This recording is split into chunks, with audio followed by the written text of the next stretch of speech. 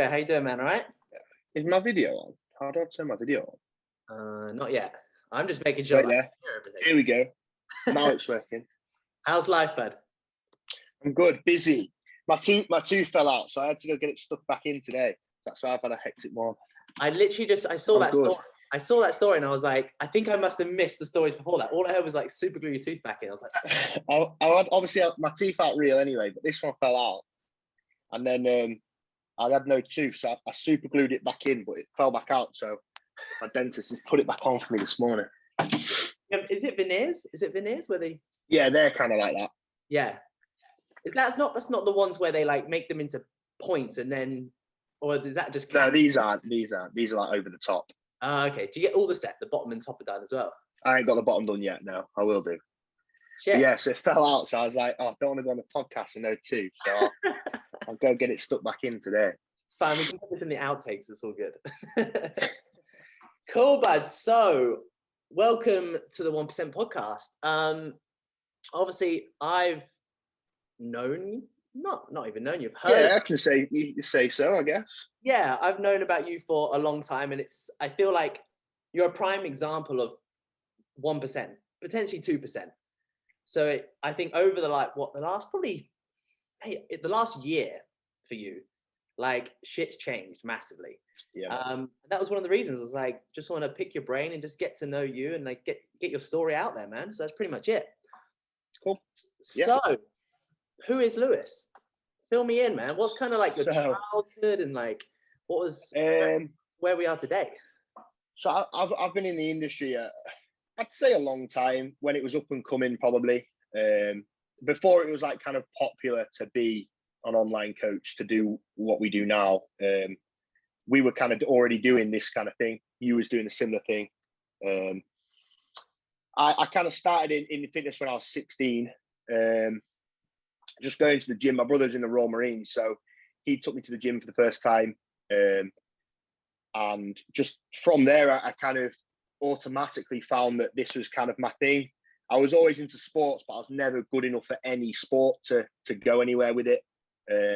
So bodybuilding for me was just like a bit of a challenge in itself every day that I enjoyed. And there was no real competition. I liked the fact that I could just kind of compete against myself almost. So I found my feet with it pretty quick. And then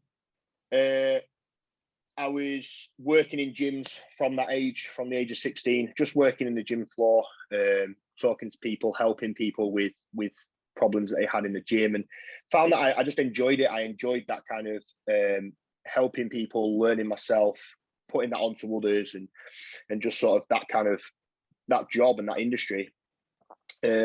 And then alongside that myself, I was noticing big changes with my physique. So I started competing. I competed for the first time on my 18th birthday, actually.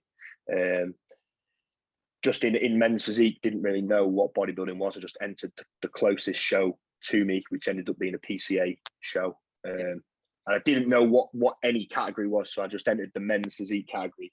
I didn't know that there was a junior category at the time, but I came second in the men's. That's all right.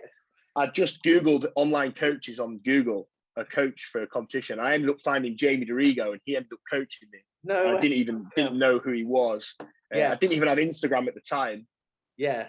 And just did a show, and that's kind of how I got into bodybuilding, and then kind of grew my name within the industry through documenting my processes with bodybuilding, alongside showcasing my journey to grow my own business and community with online coaching at the same time.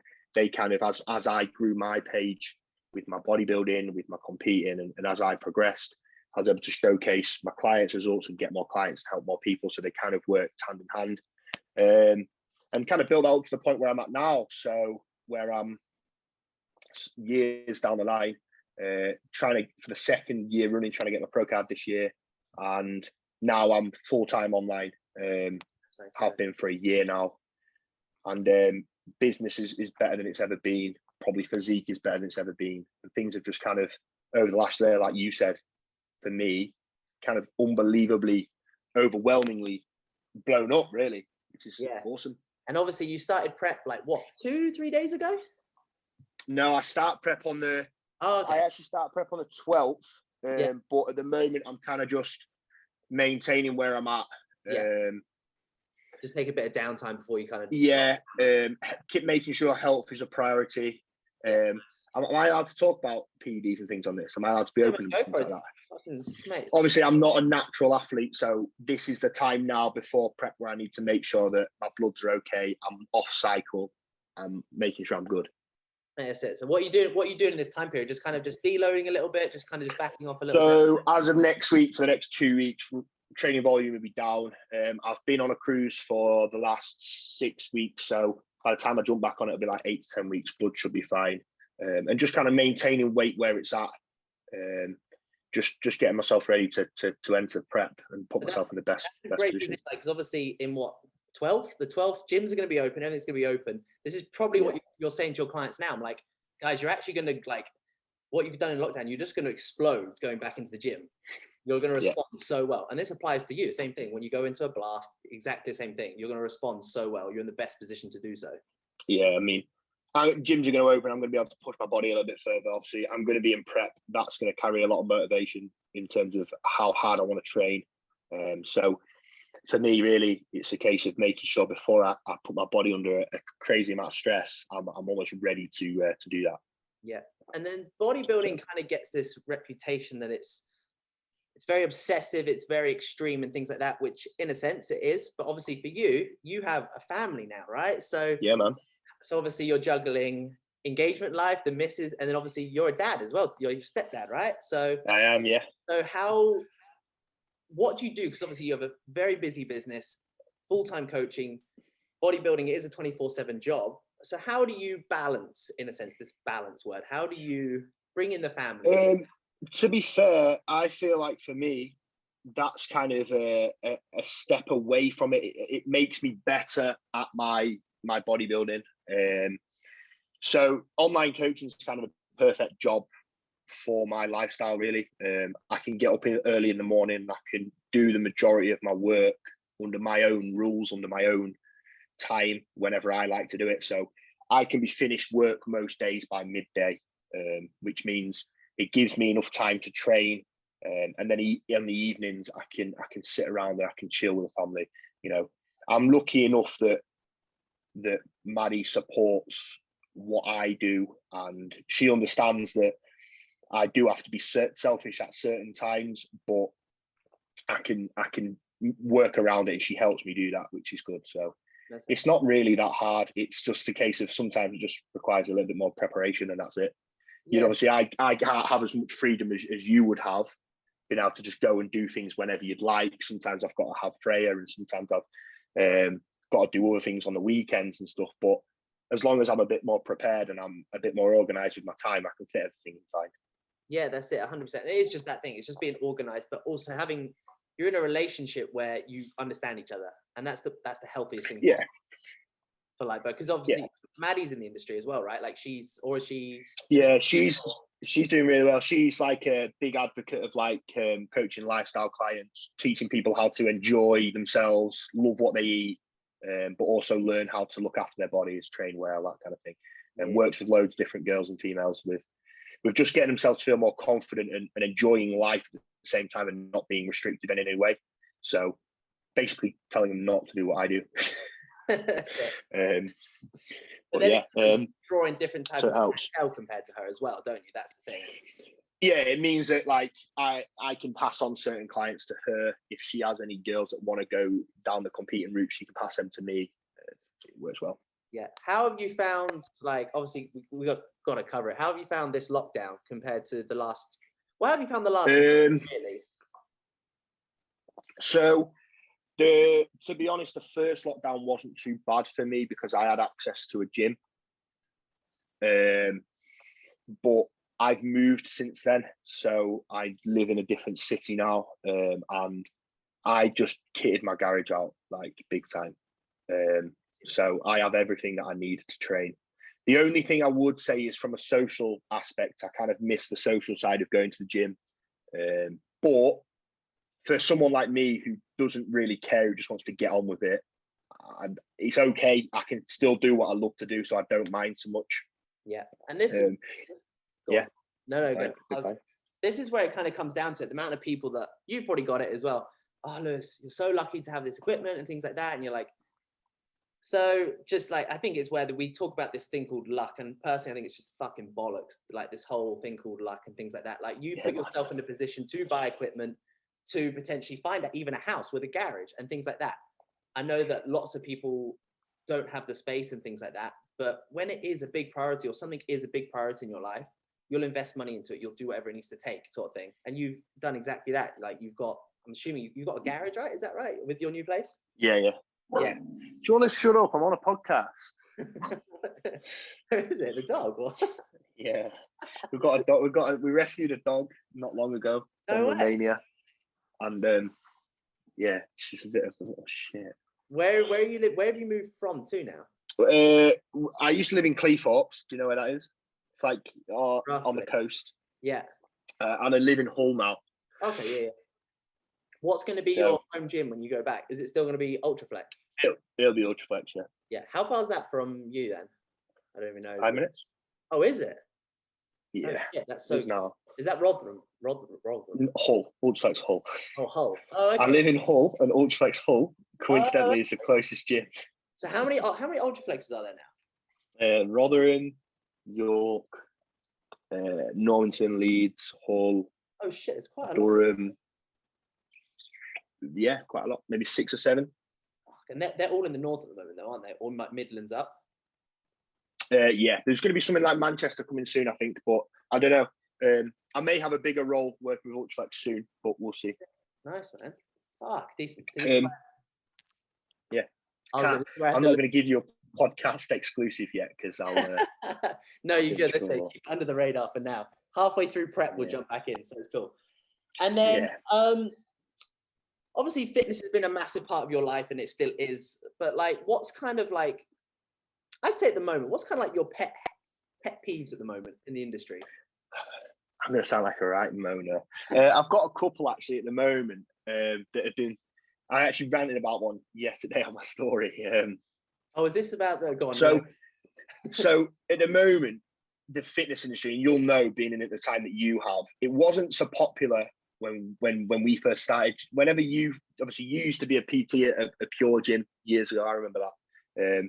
But you would have done some form of online coaching probably then, and back then, online coaching wasn't really as popular. It wasn't really a thing. But now it seems like every man and his dog is an online coach, which is great that so many people have aspirations to be into fitness. It's so good that fitness is becoming popular because it promotes this healthy lifestyle. Nowadays, it's more popular to be in shape and be healthy than to eat crap and go out drinking, for example, which is great. You know, that's a good thing. But what comes with that is everybody wants to be an online coach and everybody's going to offer a service, and not everybody has got the years of experience and has worked their way up to be in the position to potentially offer that service, I don't believe. I think there's a hell of a lot of good coaches in the industry. You work with some, you're one, I'm one. Cam, you work with Cam, he's been in there years. You know, there's so many coaches that you can invest in and pay money to that have worked with people for years to establish the right to do that. And I think one of the problems at the moment, and one of my kind of pet hates, is that people are getting people to pay for a service when they're probably not got the experience to be offering that service, which can then create clients, the people that they're working with bad habits, bad understanding of what they should do. They're not doing things correctly. They're potentially putting themselves at harm, or creating health problems or mental health problems, or bad relationships with food or training. And just because the people that they're working with haven't got enough experience to be able to deal with the circumstances that some of their clients are under. Because at the moment, I've taken on quite a few clients recently that have come from other coaches that I haven't necessarily heard of, that are new and up and coming coaches, but haven't coached them in the way that probably you or I would coach them. And I'm having to undo other coaches' problems, which I don't think is necessarily fair when a client has paid money for a service. So that's one of the things that I'm not enjoying at the moment. I like the fact the industry is popular, but I just don't like the fact that people could potentially, because it is so popular, not be getting their money's worth, or not learning what they should from a coach when there are so many good coaches out there. I think it's just little things. It's like people come into the industry, or any industry now. I think people just think they're entitled. Like, it's just like, oh, I've done this, I can charge X amount and I can work with these so many people. I'm like, dude, you've like done a gym floor from 4 a.m. till 10 p.m. for 4 or 5 years. Yeah. And you've worked with people face to face. You felt a body. You put your hands on a body. You've moved knees apart and things like that. Like, you've done whatever needs to be done to understand thousands of different bodies. And the other thing is, like, you and I have worked with different coaches with different methods.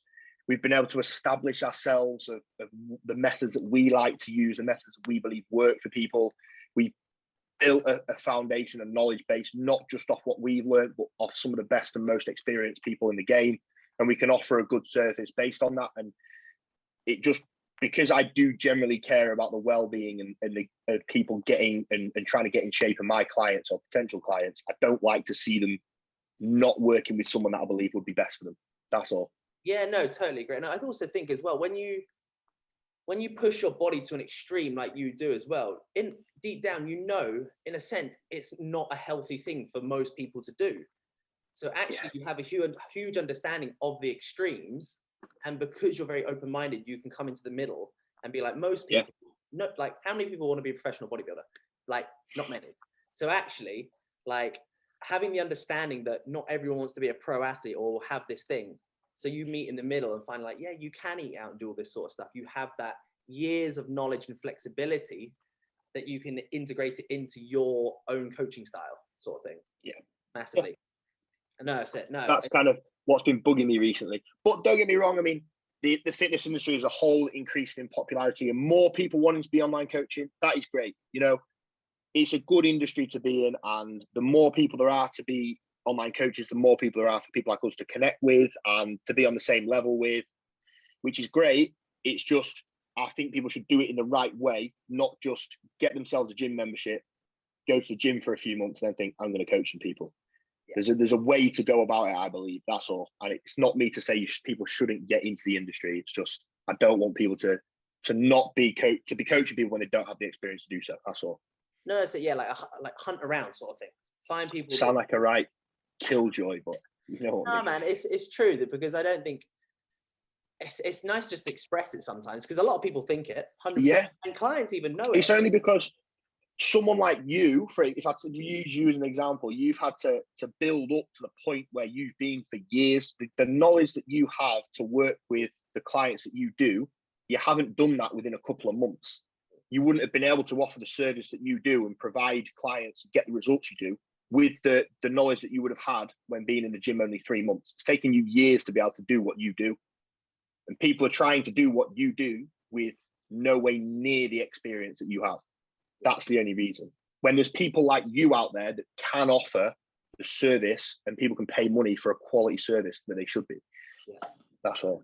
No, it's so true. So true. What do you find then when clients come to you normally? What's the biggest struggle that, but maybe over the last, you could use COVID as a prime example, maybe over the last year, what has been the biggest struggle for people? Like, you've seen the most common thing people coming to you with? At the moment, this year's been more so motivation and accountability. I've more than anything probably just provided people with a sense of accountability in terms of keeping them on track. Yeah. Because it's very, very easy to get lost in the demotivated kind of loop of not wanting to do much.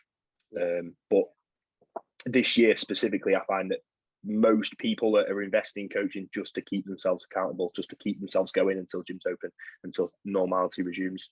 Yeah, 100%. How do you find, because obviously being a coach, it's very hard to motivate people in a sense. Like for me or you, it's a very easy thing. Like, we could get 1 hour sleep, we couldn't have eaten for 2 days, but we'll still train, sort of thing.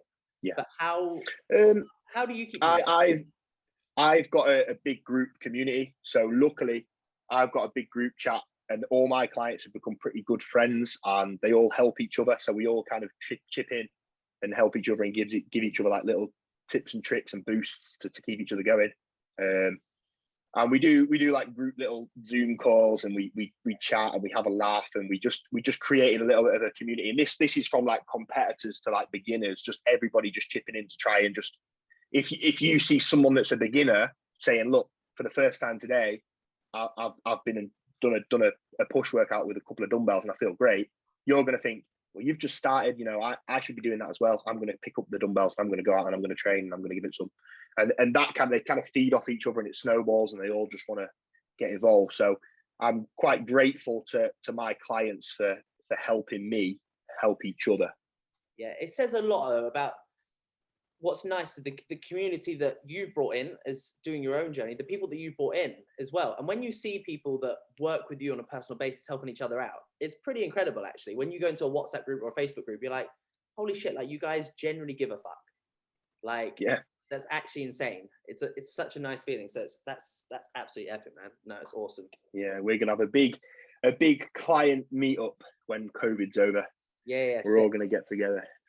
Damn, awesome. What's your plans then? Obviously, you'll be starting. When's the prep date again?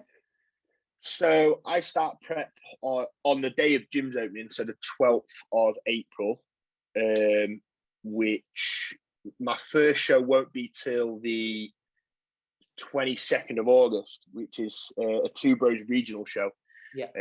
Have to do a regional this year, unfortunately, because last year, because of COVID, they just opened up Two Bros. Anyone could go and do it. Okay, yeah. In order to do a show, to be able to go and do a pro qualifier, you don't need to win, you just need to go and do it. Yeah. So my first show will be on the 22nd of August. And although that might seem like a pretty long prep, not all of that is going to be focused on dropping fat. Yeah. So similar to how I prepped last year for a long time when I was with Matt, it's a kind of a case of he feeds me regularly. Some weeks food will be up, some weeks we just go off how my body's responding. We just focus on making me looking better, not focusing on dropping fat initially. It's not my approach to a prep is not a right 12 weeks out, strip. It's more of a, this is when the show is, let's get my body healthy, and then let's just make sure I look a little bit better each week, whether that be fuller, whether that be a bit tighter, depends on how I'm reacting to what we'll put in and how we'll do it, with the goal of looking the best on the day. Yeah, because your stuff you posted the other day were crazy. Like you're lean now, so it's like, what's your weight at the moment? Was it about 100 and 100? It was it's about 110, but I got to about almost 113 kilo. Yeah, the peak of my heaviest in this bulk. So I need to be 96.4 on stage. What so were I've got you last time? Like 96. Because I heard that you had we're gonna have to take a lot off, mate. I don't know how I'm gonna make it, but we'll try. Yeah, because you did that last time as well. You went pretty extreme for that last bit. Yeah, last time I was like 2 hours before I weighed in, like 2 kilo over stage weight, and I had to sit in a bath, a boiling hot salt bath, and sweat for 2 hours. And then I hadn't eaten as well for like 12 hours because I couldn't eat any food because I couldn't weigh anymore. And I was like, felt like I was going to die. It was horrible, just to make weight. Prime example of people moaning about weight. Just jump in a hot bath, you'll be 2 kilos lighter. Yeah, it was a graft, mate. I'd not eaten food for like hours and hours and hours. I was starving and I was so lean and just flagging. I was sat in this bath, like ringing everyone in my phone book to try and just talk to people, to try and like distract myself so I didn't get out of the bath so I could keep sweating. Fucking hell. So weigh-in was when was the actual show day? My show was on the 7th September, maybe. I don't actually know. Or maybe like the 12th. I don't know. Did you weigh in the night before or 2 days before? Yeah. So for some reason they weigh in the night before about 8 o'clock at night. Fucking hell, okay. But I'm already, when I get out, I was like absolutely peeled. I couldn't really take any more off. Like, yeah, I was that peeled. Like the sitting on chairs hurt because my ass was so fucking lean. It was horrible. That's awesome. And then because it was so late, obviously I've been eating, I've been drinking. I'd eaten in the morning, I've been drinking fluid all day. I don't cut fluid, so my weight was going up. And then I was getting stressed at my weight going up. So I was stopping off at every service station on the way down to weigh myself. And every time I stopped off, I was heavier, so I was getting more stressed. And I was with Kuba at the time. I was messaging Kuba, and I was like, "Oh, look, Kuba, I'm heavier, mate." And he's like, "Don't stress." I couldn't do anything but stress. Yeah. Got to the hotel, and I was like 98 kilo. I was like, Cuba, I'm 98. I'm weighing in 2 hours. He was like, right, get some salts, get in a hot bath and sit there and fucking sweat. And I jumped out of that bath, mate. Honestly, Maddie was like, you look like you're going to die. Your face, like your eyes are that fucked. You look like you're going to die. Like they were like bloodshot red, like ill, horrible. And I was stood in the queue to register with my hood up, like nearly passing out, hoping that I'd make the weight. Literally going to a little portaloo next to me, trying to push any little bit of piss out that I could. Oh, it was horrible. And then made the weight, luckily. But the problem with that was that I'd pushed so hard to make the weight that when we tried to fill me up with food, I just couldn't fill up. I woke up the next day, I was lighter. I was like 93 kilo. And then I stepped on stage at like 92 and a half. Throughout the day, I was getting lighter. Yeah. Even though I was eating, my body was just dropping it and dropping it and dropping it. I was just getting flatter and flatter and flatter. Oh, it was horrible. Mate, you still look crazy though. You still look crazy. And that was I looked lean. Yeah. I looked lean, but my legs had faded away. I was struggling to pose because I was tired. I just didn't feel like the year before when I'd done PCA, obviously I'd peaked differently and I'd gone on stage feeling confident. I'd gone on stage feeling like I was going to win. And that shows on stage, that confidence. I just didn't have that about me because I was struggling so much. I just felt not great within myself. So I think it's just this year we're going to try a different approach. Like when you've been stressed for the last 12 hours more and things like that, it's like you've done it, but you're like, I'm still like fucking, I'm still stressed in a sense. Like it's just that continuous thing. So that's absolutely nuts. What's going to be different? Anything different this time round, sort of thing, besides time on your side, really? So we'll probably do a different protocol for peaking to make weight with different. Aside from that, I'm going to change a little bit of my posing. I wasn't particularly happy with that, looking back on photos. And I don't know, I feel like I've got more muscle, so just my physique in itself will be enough different to hopefully stand out a little bit more. My feedback from the judges was I was literally perfect for the class. My proportions are perfect, everything is perfect, my condition was perfect. I just need a bit more muscle to stand out, and that's it. So hopefully I will have done that.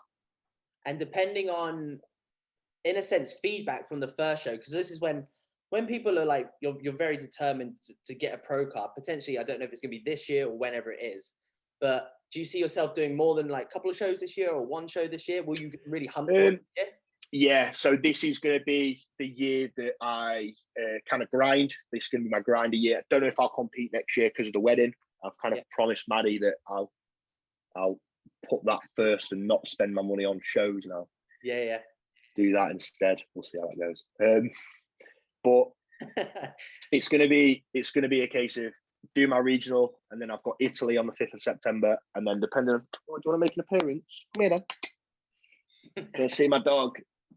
He's a Romania special. Oh, he's lovely. Cool. How long have you had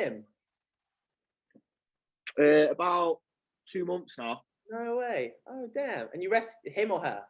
Hello. We rescued her from Romania. No way. She was a stray. Oh, she's lovely. Okay, you can do one now. Hang around. Everyone loves it. It's fun. Get you more views, mate. Yeah. So 5th of September in Italy, and then I think Norway's a couple of weeks after that. So depending on how Italy goes, if I get my pro card there, then maybe Norway, and then the UK are holding the Amateur Olympia. So I'll go and do that. If not, and then I will just keep going all year until obviously I'm at the point where I've been in prep too long and I look shit. But yeah. Because of things next year and us wanting to obviously get married and things, I need to grind it out a little bit this year, mate. Yeah, no, I think it's a good thing to do, man. I think like if you think right, actually, but then it gives you all of next year to grow, taking some downtime as well, which is great. And then if you want to go back onto what pro stage, then it'll be 2023. All right. Yeah, and if you turn pro in classic, you get an extra 5 kilo stage weight. Okay, cool. Oh, that's sick. That's great. So if I turn pro, I've got a lot of room for a long off season to gain that 5 kilo of lean tissue. So it should be okay. I believe. I mean, I always try and tell myself I believe I can do it, because I think that's a very, very important factor to competing is self-belief. So I think I can do it this year. I do genuinely think I can do it. So it'd be interesting to see. I'm going to document it all on YouTube. I've obviously got my cameraman now. He comes and films me whenever I need him. So he'll do the YouTube video for me every week, and he'll film show days and stuff. And that's it at the end of the day, isn't it? It's like anyone can achieve anything in life. If you want to be an Olympic athlete, if you want to be whatever it is, you generally can. You generally can. We're all born in this world. Some might be born with more money. Some might be less. But if you genuinely want to achieve something, you can. I think yeah, I mean, I'm under no illusion that I'm the best competitor or I've got the best physique in the world. I'm not blessed with superior genetics. I'm not a Chris Bumstead by any means. I'm probably never going to make it to the Olympia. I'm not stupid. I'm not unrealistic with my goals, but I do believe that I could achieve a pro card. And for me, I think that's about as far as I could go. I'd be happy with that. That'd be my achievement. I'd be able to settle with that. So, do you know what? Having that self-awareness is fucking phenomenal, and knowing that as well. It's not like it's actually. Yeah, I'm not. You know, that you've got guys like Chris that are stepping on stage in the Olympia at 22 years old, looking like that. I'm never going to look like that as long as I train. I'm just not going to have it. You've got athletes in the UK like Cuba that are 26 and is an open class pro. You know. I'm not of that standard, and I know I'm not. I would have been years ago if I would have been, but I'm happy to push within my limits as far as I can. Yeah. So if that just means me holding up a pro card and maybe doing a couple of pro shows to say that I have, then that'd be a very big achievement for me, and I'd have pushed myself to my full limit, which I'd be happy with. And also, I think it's quite a nice thing. I think Brightman's saying it as well, isn't it? How many pros out there are good coaches as well?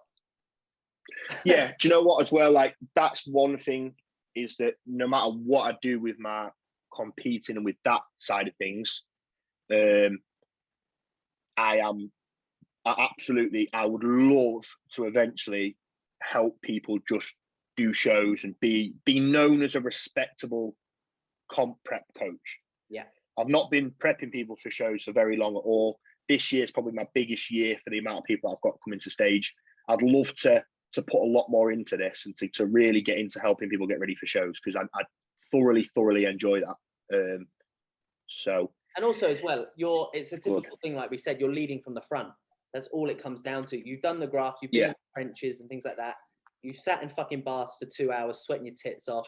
Like, so when you have to give someone the go ahead to do exactly that, you'd be like, I just don't care. Just jump in that bath. Yeah. Like, that's the difference. It's like saying it's like a top set and a back off set or whatever it is. Training intensity. Like, you've got 6 more reps. You don't want to know about my training. Exactly what that rep felt like. Yeah. So don't ask me about my training. I'll cause a stir on your podcast. No, hey, go for it. If you've got an opinion, man, say it. It's fine. I don't. To be fair, I don't. But my training is probably very frowned upon in nowadays. How now people train now. I don't do push pull legs. I don't do multiple body parts a week. I don't do top set, back off set. I just do bro split everything once a week, and my sets work on. I do 3 sets of 10 to 12. First 2 sets, I stop at my last good rep. So just before I get to failure, I just stop. And then my last set, I just get a couple of force reps from a spotter. Yeah. And I do that on every exercise. And I don't do the same exercises every week. And I don't logbook. Mate, but also as well, that's how I train. That's wrong.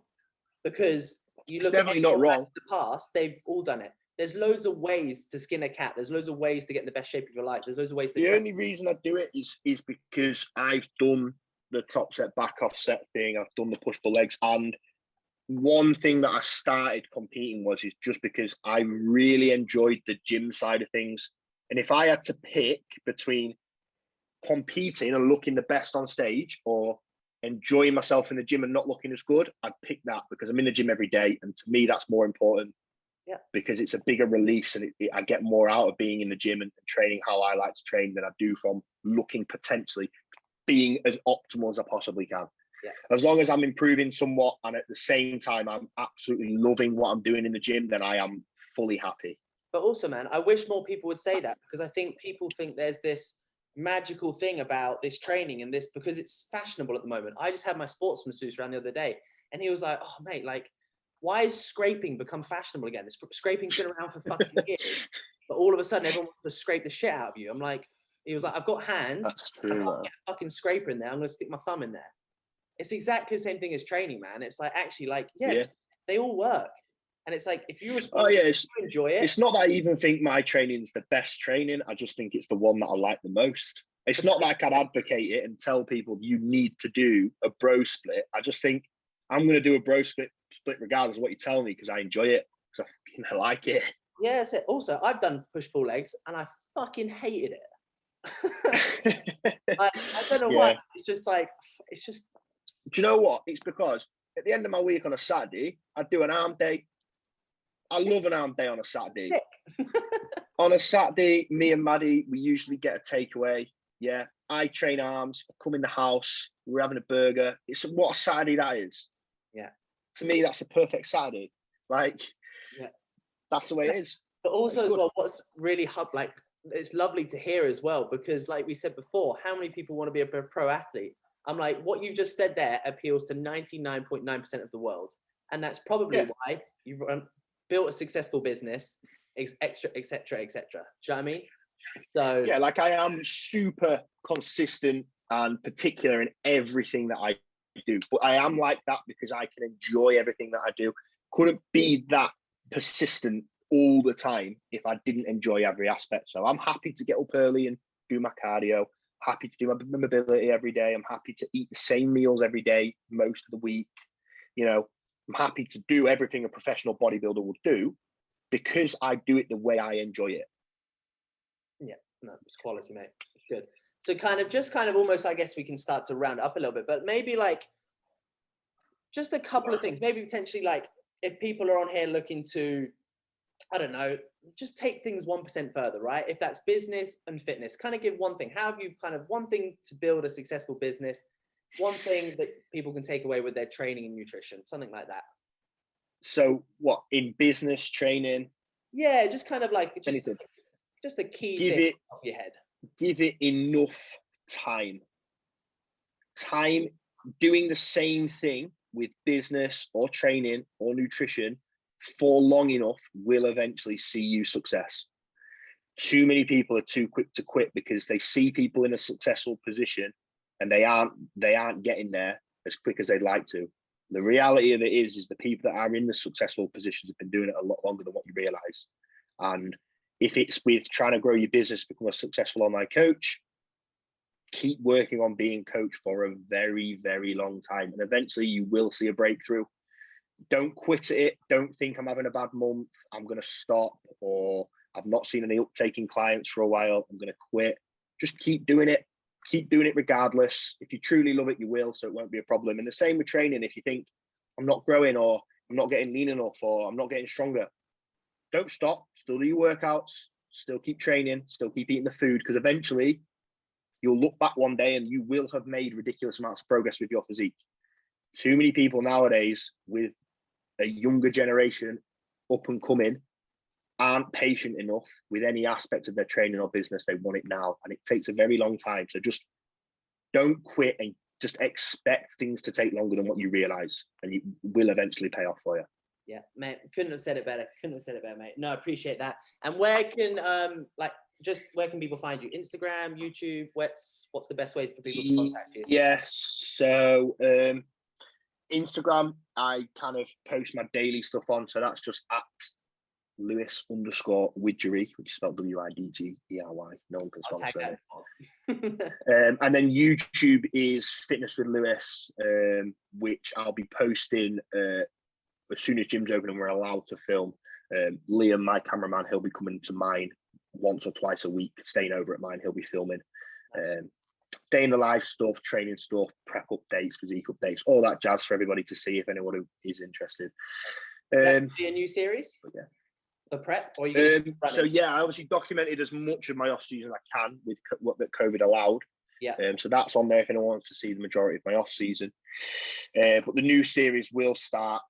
We've got a lot of things and planned, a lot of ideas. So if you want to watch, feel free. And we'll take it all the way through to show day. So hopefully we can either maybe get in backstage, or we can create some kind of cool show day just to show people what it is like when you're trying to get your pro card, what the show standards are like, what it's like doing a competition on the day before the day in real life kind of thing.